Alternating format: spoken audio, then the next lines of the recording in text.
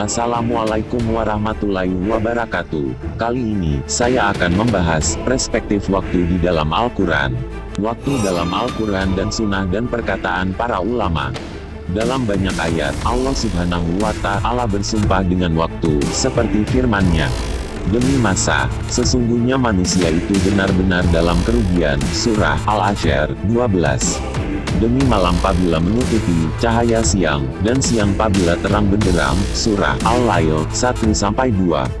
Demi waktu matahari sepenggalahan naik, dan demi malam pabila telah sunyi, gelap. Surah Ad-Duha 1-2.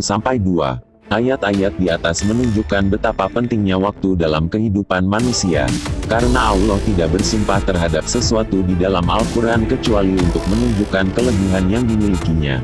Bahkan, dalam ayat lain Allah menegaskan bahwa dengan menggunakan waktu tersebut seorang hamba bisa mengambil pelajaran dan bersyukur, sebagaimana disebutkan dalam firman Allah Subhanahu wa Ta'ala.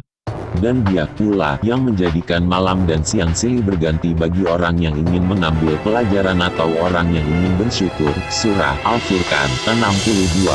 Tazakkur berarti mengingat Allah, mengingat nikmat-nikmat Allah yang diberikan kepada kita, mengingat bahwa seorang muslim dalam hidupnya ini mempunyai tujuan, yaitu beribadah kepada Allah Subhanahu wa Ta'ala dan memakmurkan dunia ini dengan nilai-nilai yang diletakkan oleh Allah Subhanahu wa Ta'ala, mengingat bahwa kematian adalah sesuatu yang benar-benar akan terjadi pada diri setiap manusia, sehingga dia harus mempersiapkan segalanya untuk menyambutnya. Dengan demikian, tazakkur berarti juga kesempatan untuk mengembangkan diri di dalam kehidupan ini, untuk menjadi orang yang bermanfaat bagi manusia, negara, bangsa dan umat, serta di akhirat nanti menjadi pendamping para nabi, syuhada, orang-orang jujur serta orang-orang soleh di surga. Syukur berarti mencukuri nikmat Allah yang diberikan kepada kita, mencukuri kesempatan yang diberikan Allah kepada kita, mencukuri potensi yang diletakkan Allah dalam diri kita, untuk kemudian kita gali, kita kembangkan dan kita aktualisasikan untuk kepentingan masyarakat dan umat.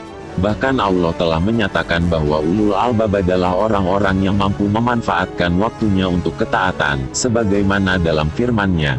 Sesungguhnya dalam penciptaan langit dan bumi, dan silih bergantinya malam dan siang terdapat tanda-tanda bagi orang-orang yang berakal. Surah Ali Imran 190. Ayat di atas menunjukkan bahwa ulul albab bukanlah orang yang mampu menghafal kata-kata, maupun susunan huruf yang tertulis di dalam buku atau mampu menjawab soal-soal ujian di suatu sekolah. Akan tapi, ulul albab adalah orang yang mampu melihat kejadian yang ada di sekitarnya dan memanfaatkan waktu yang ada, yang kemudian diramu menjadi bekal di dalam kehidupan ini, dan diteruskan dengan mengerjakan hal-hal yang bermanfaat bagi kepentingan manusia. Allah juga berfirman pada ayat lain.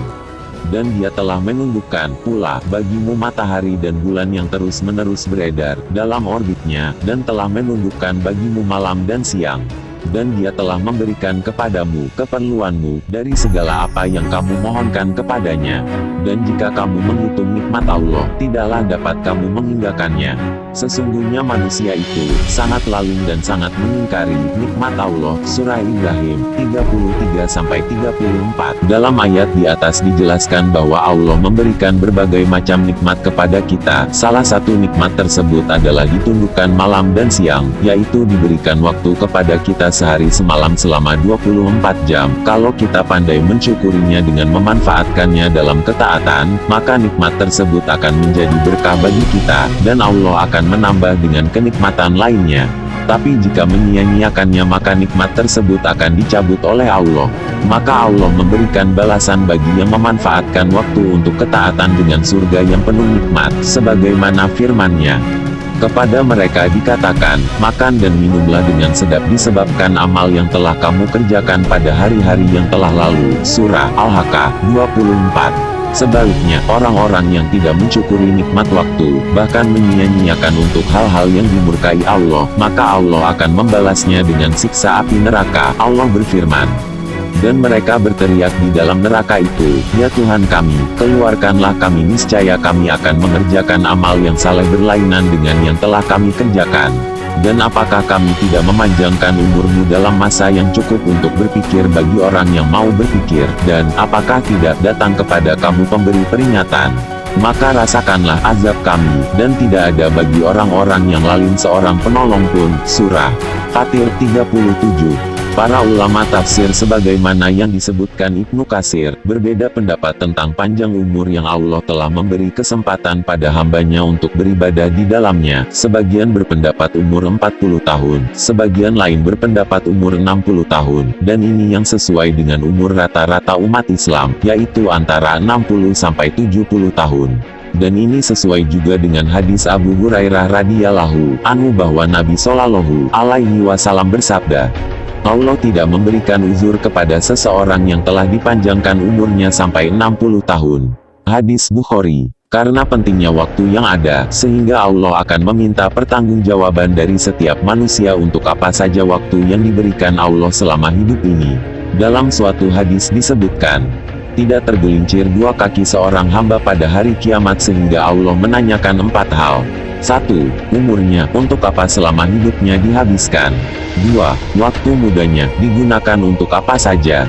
3. Hartanya, dari mana dia mendapatkan dan untuk apa saja dihabiskannya. Ilmunya, apakah dia diamalkan atau tidak. Hadis Tirmidzi, hadis Hasan. Kalau kita perhatikan hadis di atas, kita dapatkan bahwa 4 unsur kekuatan yang ada dalam diri manusia, jika ia mau memanfaatkannya dengan sebaik-baiknya, niscaya akan berhasil di dunia dan akhirat. 4 unsur kekuatan itu adalah kesempatan, kesehatan, harta, dan ilmu. Hal ini dikuatkan dengan hadis lain yang menyatakan, 2 nikmat yang kebanyakan manusia rugi di dalamnya, kesehatan dan kesempatan. Hadis Bukhari. Ibnu Qayyim berkata dalam bukunya Al-Jawab Al-Kafi, sebenarnya waktu manusia adalah umurnya. Waktu adalah materi kehidupannya yang abadi. Waktu berjalan seperti jalannya awan. Barang siapa yang waktunya berjalan untuk Allah dan bersama Allah, maka itulah sebenarnya kehidupan dan umurnya. Selain itu, tidak masuk dalam kehidupannya. Jika dia menghabiskan waktunya dalam kelupaan, kesenangan dan angan-angan yang batil, tidur dan menganggur, maka kematian lebih baik baginya. Petik 2. Beliau juga berkata, jika hari berlalu dan saya tidak berkarya serta tidak mendapatkan ilmu, maka itu bukan usiaku. Petik 2. Beliau juga mengatakan di dalam bukunya Al-Fawaid, menyia-nyiakan waktu lebih bahaya daripada kematian, karena menyia-nyiakan waktu berarti memutusmu dari Allah dan kampung akhirat, sedangkan kematian memutuskanmu dari dunia dan penghuninya. Petik 2.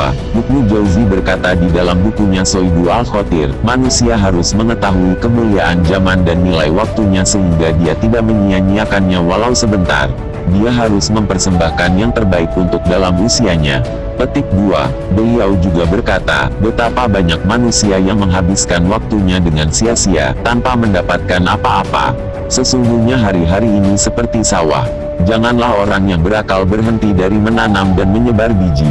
Petik 2. Berkata Hasan Basri, dunia ini hanya ada 3 hari, kemarin, hari ini, besok. Kemarin telah berlalu bersama dengan apa yang di dalamnya. Sedangkan hari esok semoga Anda menemuinya.